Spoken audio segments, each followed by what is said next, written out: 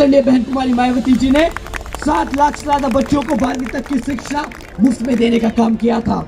इतना ही नहीं, उन्होंने हमारे बच्चों को पढ़ाने लिखाने के लिए 6 engineering colleges, 2 homeopathic colleges, 24 polytechnic colleges, 2 paramedical colleges, 6 world class universities, 200 से अधिक इंटर डिग्री कॉलेजेस, 100 से अधिक ITIs, 550 से ज्यादा हाई स्कूल और 5500 से ज्यादा प्राइमरी स्कूल बनाने का काम किया। जिस दिल्ली की जनता में सबसे ज्यादा तादाद SC ST और OBC समाज की होती है, क्या उसको SC ST या OBC समाज का मुख्यमंत्री मिलना चाहिए कि नहीं? मिलना चाहिए कि नहीं? इन्होंने तो ये भी कहा था कि हम यमुना साफ कर देंगे और उसमें डुबकी लगाने जाएंगे। आप बताइए कि यमुना साफ हुई? पर ये उसमें डुबकी लगाने लायक वाले काम वो पूरा भी किया उन्होंने वादा। बारिश होती है, दिल्ली की हर सड़क डूब जाती है, हर मोहल्ला डूब जाता है और फिर बोलते हैं कि लो मैंने दिल्ली को सिटी ऑफ लेक्स बना दिया। इन्होंने वादा किया था 2014 में जब पहली बार सत्ता में लड़ाई लड़ रहे थे कि 8 लाख नौकरियां देंगे। उसके बाद फिर 2022 के चुनाव में उन्होंने वादा किया था कि 20 लाख सरकारी नौकरियां देंगे। आप जानते हो हकीकत क्या है इस आम आदमी पार्टी की?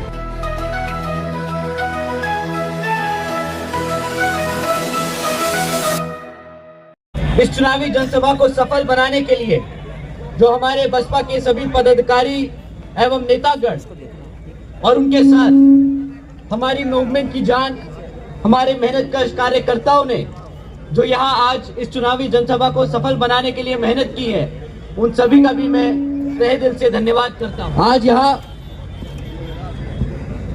दिल्ली विधानसभा आम चुनाव के संबंध में कुछ जरूरी बातें आप लोगों के बीच में रखने से पहले मैं अपने सभी संतों, गुरुओं, महापुरुषों को, जिसमें खासकर महात्मा ज्योतिबा फूले, छत्रपति शाहू जी महाराज, नारायण गुरु, बाबा साहब डॉक्टर भीमराव अंबेडकर जी एवं मान्यवर साहब श्री काशीराम जी को नमन करता हूं।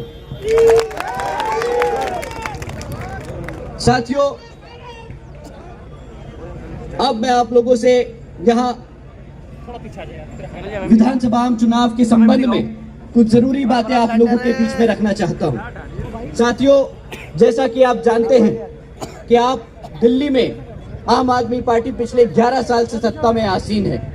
11 साल हो गए आम आदमी पार्टी को आप लोगों के ऊपर राज करते हुए, परंतु आज 11 साल बाद भी ना दिल्ली की जनता को पक्की सड़कें दे पाई आम आदमी पार्टी, ना साफ हवा दे पाई, ना साफ नलकों से पानी दे पाई और ना ही हमारे युवा साथियों के लिए रोजगार पैदा कर पाई। साथियों, इसने से पिछले 11 सालों में आपको आपका ध्यान भटकाने के लिए चुनावी वादे तो खूब किए, धरना प्रदर्शन तो खूब किए, परंतु जमीनी हकीकत पे पिछले 11 साल में एक काम नहीं है जो आप लोगों के बीच में आकर ये आपको गिनवाने का काम कर सकती है।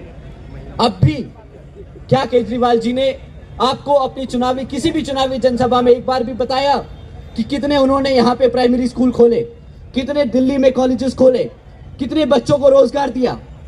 पिछले 2-2.5 महीने से जब से वो चुनावी जनसभा में व्यस्त हैं, एक भी चुनावी जनसभा नहीं जिसमें वो आकर आपसे सामने रूबरू होकर कभी भी आपको बताएं कि मैंने अपने बच्चों को यहाँ पर इतना रोजगार दिया है, इतनी नई नौकरियां दी, इतने नए पक्के मकान दिए, इतना साफ पानी के कनेक्शन देने का काम किया।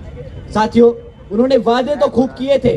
उन्होंने कहा था कि दिल्ली में वर्ल्ड क्लास एजुकेशन सिस्टम बनाऊंगा, पर पिछले 11 साल में क्या हुआ? उन्होंने ये भी कहा था कि मैं 20 नए कॉलेजेस खोलूंगा, पर हकीकत ये है साथियों कि आज ना वो 20 कॉलेजेस खुले और प्राइमरी स्कूल्स, जो सरकारी स्कूलों की हालत है वो आप सब जानते हैं कितनी बदतर हो चुकी है। ना स्कूल्स में पढ़ाने के लिए टीचर्स हैं और ना टीचर्स के साथ बच्चे जिनको पढ़ने की जरूरत है उनको सही मायने में वो शिक्षा मिलती है। साथियों, एक तरफ वर्ल्ड क्लास एजुकेशन और 20 नए कॉलेजेस खोलने का वादा करते हैं और दूसरी तरफ ये हमारे जितने भी बच्चे 9th को पास या फेल करके गुजरते हैं, दूसरी तरफ 9th में फेल हुए बच्चे जबरदस्ती ओपन स्कूलिंग बोर्ड में डाल दिए जाते हैं। यहाँ जितने भी माँ बाप हैं जिनके बच्चे सरकारी स्कूल में पढ़ रहे हैं और 9th क्रॉस कर चुके हैं, वो जानते हैं कि अगर उनका बच्चा 9th पास ना कर पाया तो उन्हें जबरदस्ती ओपन स्कूल में दाखिला करा दिया जाता है। आप जानते हैं क्यों उन बच्चों को 9th में फेल होने के बाद ओपन स्कूलिंग में डाल देते हैं? क्योंकि इन्हें अपना खुद का रिपोर्ट कार्ड ठीक करना होता है। ये फिर न्यूज चैनलों पे जाकर बोलते हैं कि भाई हमारे बच्चे तो ट्रांसफर ले लेते हैं 9th के बाद ओपन स्कूल में, और जो बच्चे पास होते हैं उनका क्रेडिट खुद खा जाते हैं। क्योंकि एक बार अगर केजरीवाल जी ने बच्चे ओपन स्कूल बोर्ड में डाल दिए तो वो उनकी जिम्मेदारी नहीं होते कि वो बच्चे पास हो या फेल हो। उनका काम बस जो 9th में अपनी मेहनत से पढ़ लिख कर आगे निकल जाते हैं उनका क्रेडिट खाना होता है। परंतु ये बच्चे जो केजरीवाल जी की सरकार की अपनी रिपोर्ट कार्ड में ट्रांसफर होकर दिखाई दिए जाते हैं, सच बात तो ये है कि ये जितने भी बच्चे फेल होते हैं और ओपन स्कूल में डाल दिए जाते हैं उसमें से 40% से ज्यादा बच्चे फेल होने के बाद कभी भी 10वीं पास नहीं कर पाते। उनके शिक्षा के क्षेत्र में सारे अवसर बंद हो जाते हैं। और आप जानते हैं कि सरकारी स्कूलों में पढ़ने वाले बच्चों की संख्या किस समाज की सबसे ज्यादा है? हमारे SC ST OBC समाज के बच्चे हैं जो सरकारी स्कूल में पढ़ते हैं। एक बार सरकार की जिम्मेदारी नहीं तो हमारा बच्चा क्या जाएगा जिंदगी भर? 9th में फेल हो गया, ओपन स्कूलिंग में पास हो फेल हो, कुछ अता पता तो है नहीं। जब पढ़ेगा लिखेगा नहीं तो ना कॉलेज जाएगा तो कभी सरकारी और नौकरियों के लिए अप्लाई कर पाएगा, और जब सरकारी नौकरी नहीं मिलेगी या नौकरी नहीं मिलेगी तो जिंदगी भर सड़कों पे भीख मांगता फिरेगा। इन्होंने हमारे समाज को सिस्टमैटिकली एजुकेशन के सिस्टम में 9th से ही हमारे बच्चों को कमजोर कर जिंदगी भर के लिए एक लाचार, एक भिखारी बनाने का काम करने की साजिश की है। साथियों, यह है आम आदमी पार्टी का सच्चा रूप। साथियों,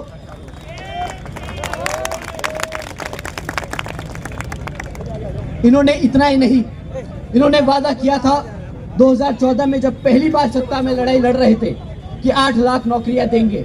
उसके बाद फिर 2022 के चुनाव में उन्होंने वादा किया था कि 20 लाख सरकारी नौकरियां देंगे।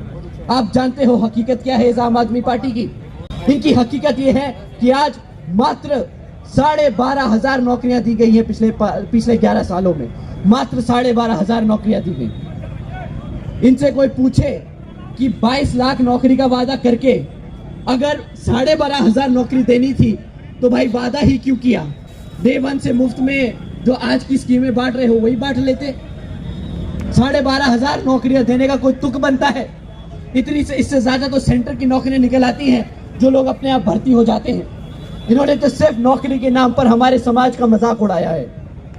साथियों, इतना ही नहीं, जो पक्की नौकरियां थी, आज 40% से ज्यादा पक्की नौकरियां जो आज से 11 साल पहले दिल्ली सरकार में पक्की नौकरियां हुआ करती थी, आज वो कॉन्ट्रैक्चुअल जॉब बना दी गई हैं, यानी कच्ची नौकरियां दे दी गई हैं। वो सरकारी नौकरी के नाम पर कच्ची नौकरियां देने का काम किया है। साथियों, एक तरफ तो बोलते थे कि बच्चों को रोजगार देंगे, मुफ्त में एजुकेशन देंगे, वर्ल्ड क्लास न एजुकेशन दी गई, ना हमारे बच्चों को पढ़ाने लिखाने के बाद रोजगार दिया। दूसरी तरफ सपना दिखाते रहे कि दिल्ली को सिंगापुर बनाएंगे। भाई, सिंगापुर के नाम पे क्या आपको आज तक साफ पानी मिला? साफ पानी मिला? आज भी दिल्ली की जनता टैंकरों पे जीवित है।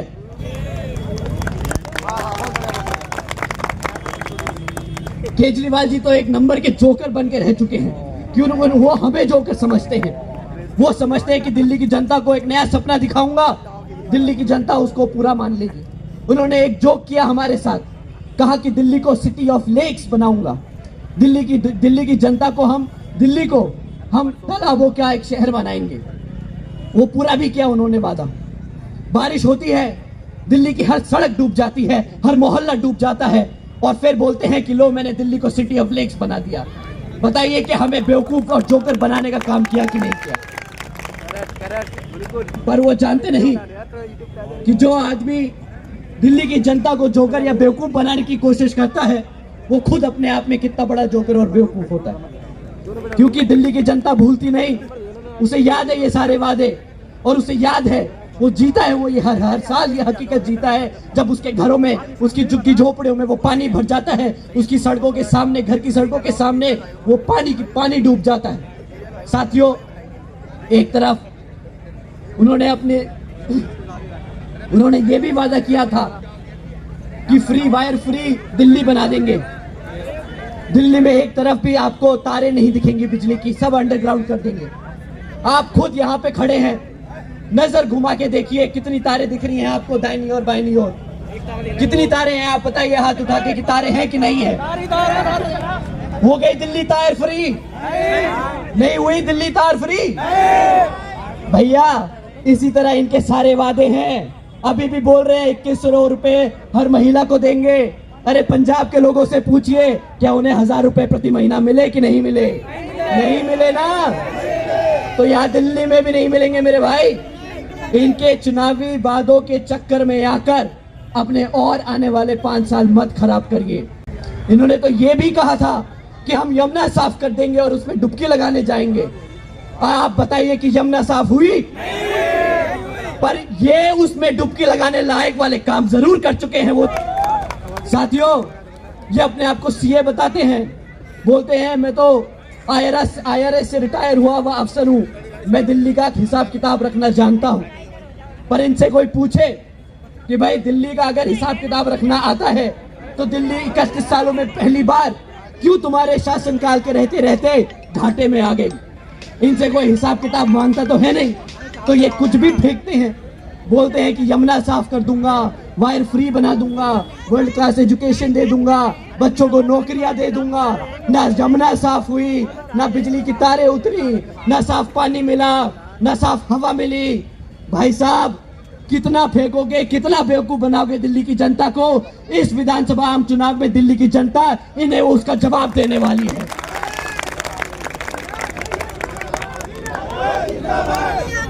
साथियों, इन्होंने सिर्फ एक वादा पूरा किया, कहते हैं कि मैं हर दिल्ली की जनता के, हर दिल्ली वासी को 200 यूनिट बिजली फ्री दूंगा। परंतु साथियों, उस 200 यूनिट बिजली की कीमत आप लोगों ने चुकाई है। आप लोगों को शिक्षा, आपने वो खराब शिक्षा से चुकाई, आपने वो ना साफ पानी के मिलने से शिक्षा उसकी कीमत चुकाई, ना साफ हवा लेने पे आपने उसकी कीमत चुकाई, ना आपको नौकरियां मिली, वो है आपकी 200 यूनिट की बिजली की कीमत। साथियों, इनके पास, इन्होंने जब अपने वोट बैंक क्रिएट करे तो उन्होंने सबसे पहले हमारे SC ST OBC भाइयों को टारगेट किया। कहा कि आपके लिए हम दिन रात मेहनत करेंगे, आपके बच्चों को रोजगार देंगे, आपके बच्चों को वर्ल्ड क्लास एजुकेशन देंगे। परंतु ना एजुकेशन दे पाए, ना रोजगार दे पाए, ना शिक्षा दे पाए।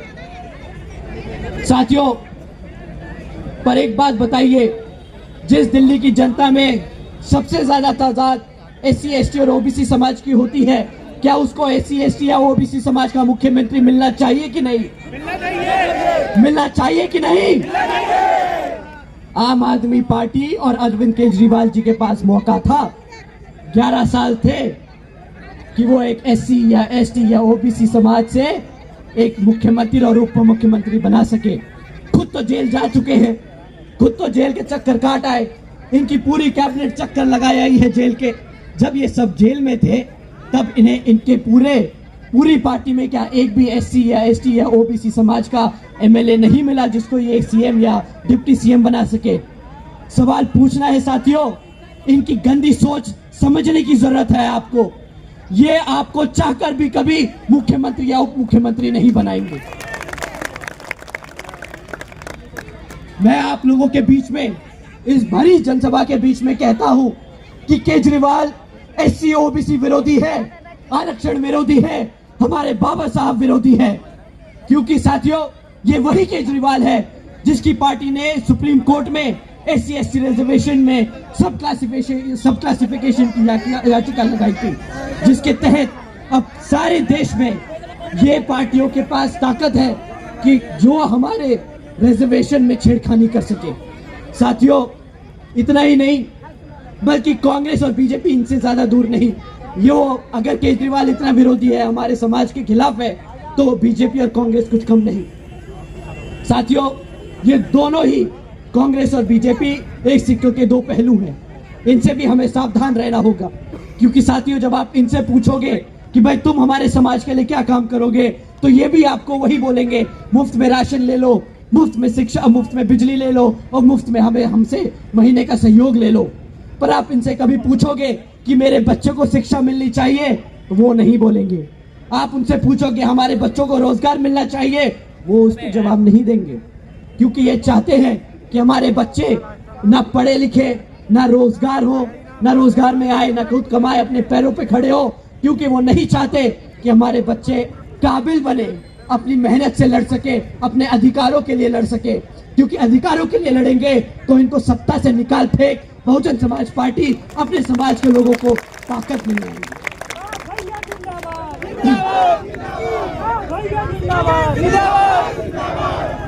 साथियों, एक तरफ के आम आदमी पार्टी, बीजेपी और कांग्रेस जैसी पार्टियां हैं जो हमारे समाज के बार बार हमारे समाज का मजाक उड़ाती है, उनकी जरूरतों के साथ, उनके इमोशंस के साथ खिलवाड़ करती है।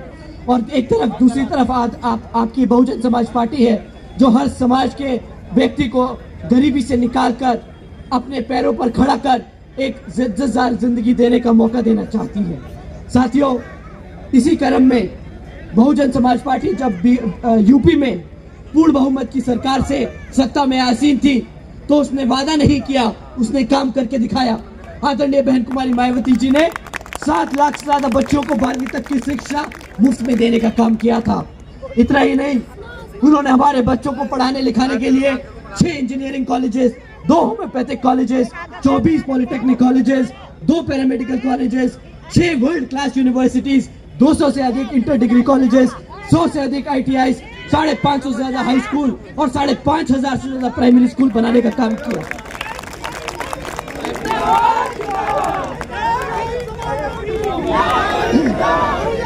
पर आप इस मुफ्त के वादे करने वाली दुकान से पूछोगे कि पिछले 11 साल में उसने कितने स्कूल खोले, कितने कॉलेजेस खोले, कितने बच्चों को रोजगार दिया, उसके पास कोई जवाब नहीं होगा।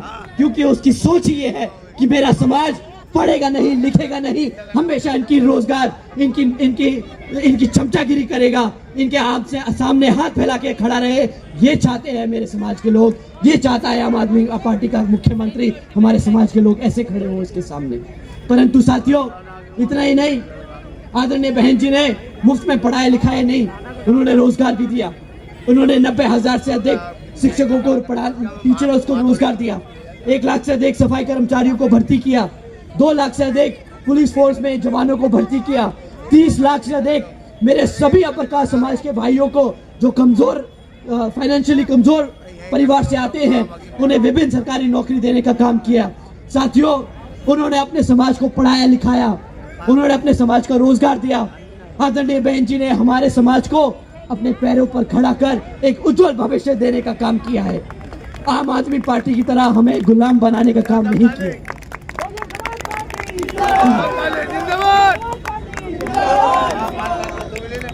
साथियों, इन्हीं जरूरी बातों के साथ ही अब मैं आप सभी लोगों से, खैर मैं क्या, मेरे और खासकर आदरणीय बहन कुमारी मायावती जी की भी यही विशेष अपील है कि इस विधानसभा चुनाव में आप सभी लोग हर मोर्चे पर सावधान रहे। आपका वोट बहुत कीमती है, आपका वोट कोई खरीद ना पाए, आपका वोट कोई लूट ना पाए, आपके वोट का कोई दुरुपयोग ना कर ले। क्योंकि जाति, बिरादरी, धन, बल, मंदिर, मस्जिद या किसी भी भावना आदि के नाम पर कोई स्वार्थी अपने जाल में फंसाकर आपके वोट का दुरुपयोग ना कर ले। क्योंकि देश के हर महिला, पुरुष व युवा को वोट का अधिकार यहाँ परम पूज्य बाबा साहब डॉक्टर भीमराव अंबेडकर जी की अति महत्वपूर्ण देन है। साथियों, अब समय आ गया है कमर कसने का, सत्ता छीनने का और आपको शासक बनने का। जय भीम, जय भारत।